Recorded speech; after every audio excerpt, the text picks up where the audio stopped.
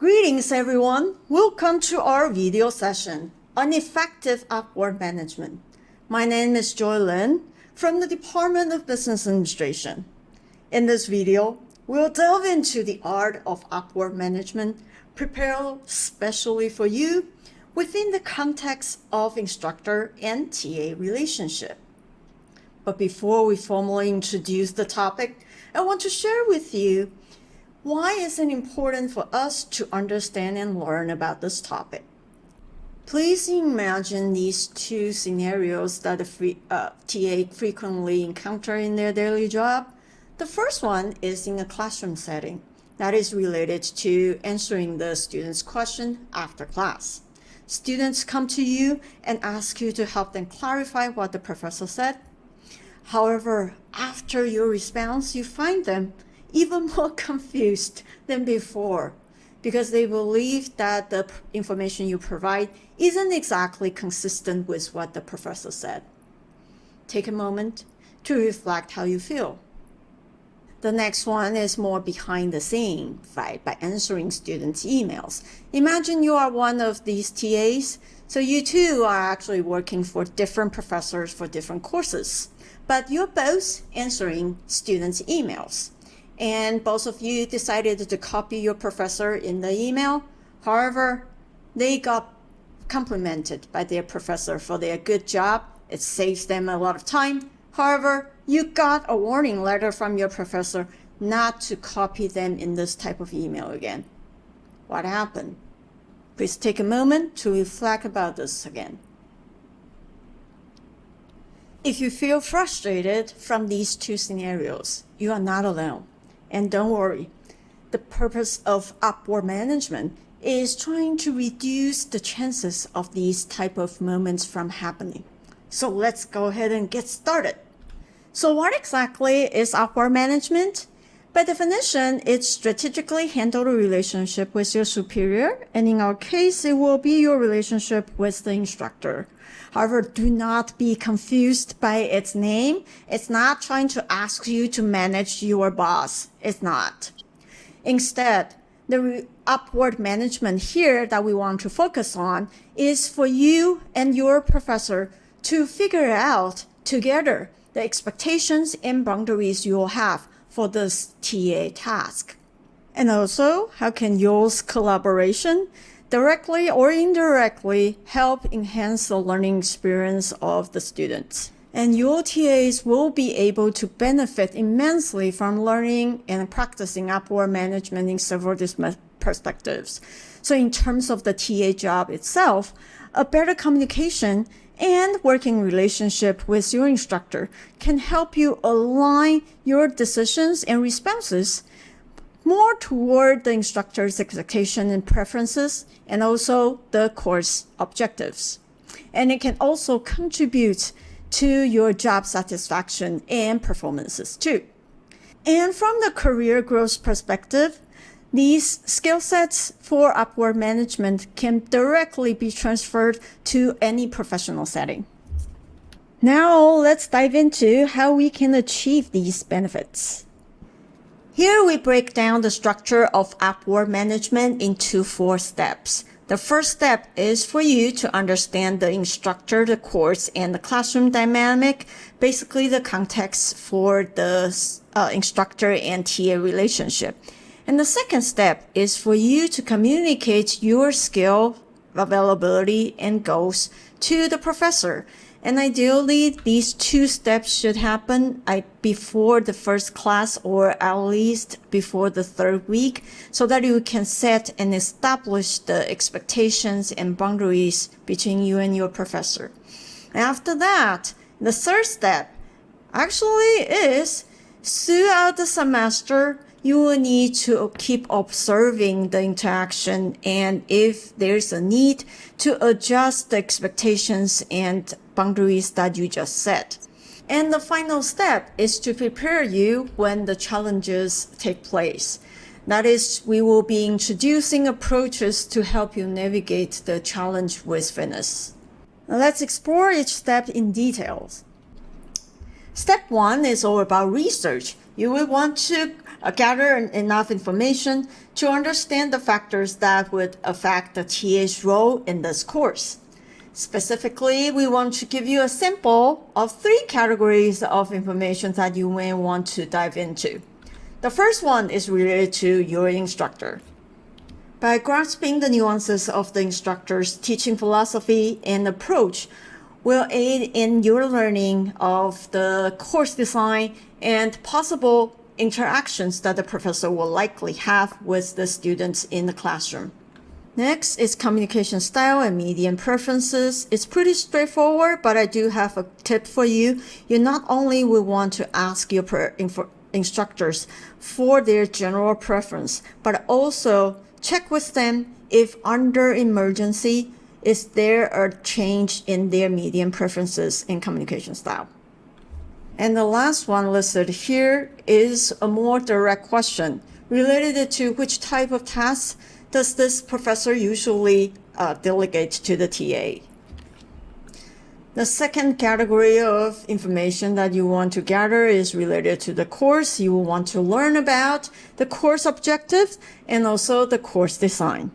Finally, it's related to the students, especially things that is going to affect the classroom dynamics, which includes but not limited to the students' characteristics and how diverse the group is, and finally, the class size. And of course that you can add other questions related to these 3 categories to help further your understanding. But remember to use your better judgment whether or not it is appropriate or inappropriate to ask. So I have 2 general principles that you can use as a criteria. The first one is whether or not it's actually helping you to achieve the goal of upward management. And specifically, is it helping you to establish the expectations and boundaries between you and your professor? And also, is it actually enhancing the students' learning opportunity and learning experiences in class? You can use that as one criteria. The second principle is not to invade other people's privacy unless they explicitly say they are willing to share some of their private information, so try not to bring anything too personal up. And regarding how to do all this research that you are interested in, I have 2 suggestions. First of all, before directly asking your instructor about all these questions, please do your own research first. You could use your own past experiences as students in this professor's class or your experiences as TAs previously. And also you can check information in the NTU Cool or other course pages that the professor has set up. And finally, you can ask first some former TAs of this professor or other students if you haven't had the chance to be in this professor's class. Conducting this groundwork will not only help you understand the course and the professor that you are assigned to, but also will create a good impression if you can summarize what you already know about the course when you meet the professor for the first time. Finally, when directly communicating with the professor, here's 2 suggestions for you that will help your communication to become more effective and more efficient. First of all is to make sure that you have clear and concise communication. In terms of writing an email, I would highly recommend to bold or highlight the most important information in the email. For example, the due dates of certain things, or the things that you are asking from your professor, so highlight it or bold it. And secondly, if you are meeting in person, I will definitely recommend you to plan ahead and create a checklist and bring it with you to the meeting to ensure that you cover everything and then get to the point right away in the meeting. The second tip is to utilize active listening skills to ensure that you are understanding the professor correctly. For example, it is a good idea to recap your meeting with your instructors regarding any new tasks that you are first assigned to. And for anything that you are unsure of during the meeting, please don't guess, just directly ask follow-up questions. it's always better to double check. And if you are not familiar with the active listening skills, please look into the TA video trainings. There are some resources on this topic. Once you've grasped the context of upward management by everything that you researched in step 1, it's time for you to help your professor understand more about you.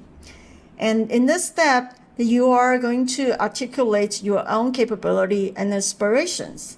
This involves a couple of different things. First, knowledge and skill set. For this, I don't just mean those that are related to the course content, but it's also related to the knowledge and skill sets relevant to performing your TA tasks. So your professor don't always know what soft skills that you are equipped with, and also what type of trainings that you have already had. So for example, you might be interested in listing out what skills that you have learned from this TA training and share with your professors what you are capable of doing. And for availability, you will want to communicate with your professor your time constraint and availability for doing TA tasks. And then definitely research what is the expectation, regular expectation for your TA assignments first with the department and also the former TAs of this professor. And lastly, you can express what you aspire to do or potentially wanted to contribute to the course as a TA. But for this point, please ensure that you do your research first for feasibility. For example, if you are in a super large lecture hall with the fundamental classes, then it's quite unlikely for class discussions to happen. Communicating what you would like to do in the course doesn't necessarily mean that the professor will have the chance to exactly assign you that task. But it is possible and more likely that when the opportunity arises, the professor will be able to think of you. And please remember, the ultimate goal for communicating all this information with your professor is to ensure that the collaboration between you two is smooth and effective. Hence, the most crucial thing is to set realistic expectations. So you are not trying to overly please them or trying to impress them with what you can do. And one final tip for this step is once you are committed to a certain task, be sure to follow through. If you have done your step 1 and step 2 correctly, you and your professor should have a set of initial expectations and boundaries you both agree with. However, these things are not static. During the semester, unexpected things can happen, plans can go wrong. Hence, these expectations and boundaries need to be continuously adjusted. And how do we know when to adjust?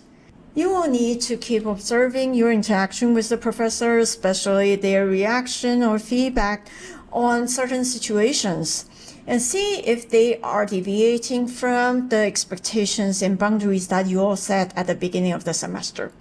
If the inconsistency gets more frequent, it is a sign that you will need adjustments.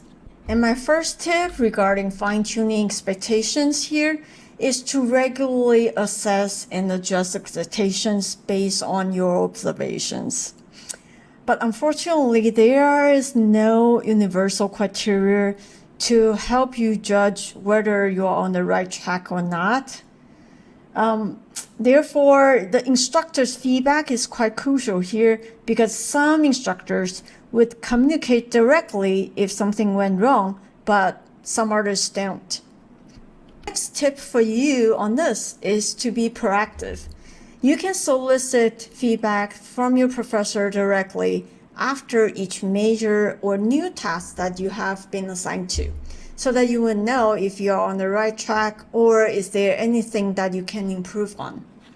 But you also have to be aware that by asking for feedback, it's also giving signal to your professors that you are willing to improve. Hence, that you will need to actively implement the suggestions that they offered.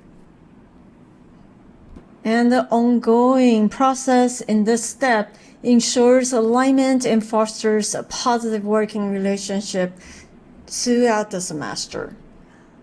Life is not all sunshine and rainbow. Challenges are inevitable. It's the same for instructor and TA relationships. But it is how we handle the challenges that matters the most. So in this step, we are going to discuss some approaches that you can practice, hopefully to promote constructive dialogue between you and your professor and turn these challenges into a mutual growth opportunity. First of all, what do you do when making mistakes? We are just human. Making mistakes are normal. So the most important thing is once you figure out something went wrong because of you, just admit that you make this a mistake and quickly communicate with your professor and give them the details that they need to know in a very transparent way. Because if you neglect some of the details, they might not be able to help you find the most suitable solution. Okay, so regardless of how much that you want to explain for yourself, that part can wait. Focus on resolving the issue first. The second scenario can be about mistakes too, but this time, the person who made the mistake is the instructor. So for example, if during the intermission, some students come up to you and tell you they are quite confused about what the professors explained during the class, or they found some typos in the slides. And if you're one of those that feels a little hesitant to pass along the student's complaint to the professors, here's a tip for you. You don't actually have to repeat verbatimly what the student said to the professor. It's actually better if you transform or reframe their issue into a more constructive or respectful manner. For example, with the scenario that we just discussed, the TA can let the professor know that the construct that they previously discussed might be a little too advanced for the students to fully grasp. And then it will be even better if the TA can also provide some potential solutions to the question, such as we can probably use an example or two, especially something practical, to help them understand the construct that we just discussed. And the last challenge that we presented here is when you and your professor have disagreements. What do you do? This scenario is definitely trickier than providing feedback to the instructor because there's conflict, right? But the approach is quite similar. First of all, please keep a solution-oriented mindset and try not to get into emotion too much. And then the ideal scenario is if both parties can find a common ground within each other's goals. And then to try to sacrifice a little bit and come up with a compromised solution. However, if a compromised solution is not achievable and the conflict escalates, and more importantly, if every possible solution goes against your value, it would be better if you can find someone relatively impartial and authority figure, trustworthy, to help mediate this conflict. And as you can see, all the approaches that we discussed for these three scenarios are all about facilitating effective communication and trying to identify the best solutions for the problem at hand. Finally, let's recap the key takeaways from this video session. We first introduced what upward management is and learned the two most important goals for the upward management in the instructor and TA relationship. That is, first, establish a clear expectation and boundary between you and your professor to foster a healthy and a better working relationship. And then will result in a better collaboration to help lead to an enhanced overall value of the course. And then we discuss in details the 4 key steps for practice practicing upward management. And we will start by strategically understand the context of the instructor and the TA relationship, and continue with the effective communication of the TA's capability and aspiration. After that, we will be able to set an initial expectation and boundary, but we also know that it's going to be continuously adjusted based on our observation. And then finally, that we discuss a couple of approaches that we can use in order to in order for us to deal with some challenges within this TA and instructor relationship. Now let's strive to apply these strategies for effective upward management in your role as teaching assistant. Thank you for your attention during this session. I wish you a pleasant and fruitful journey as a teaching assistant. Good luck!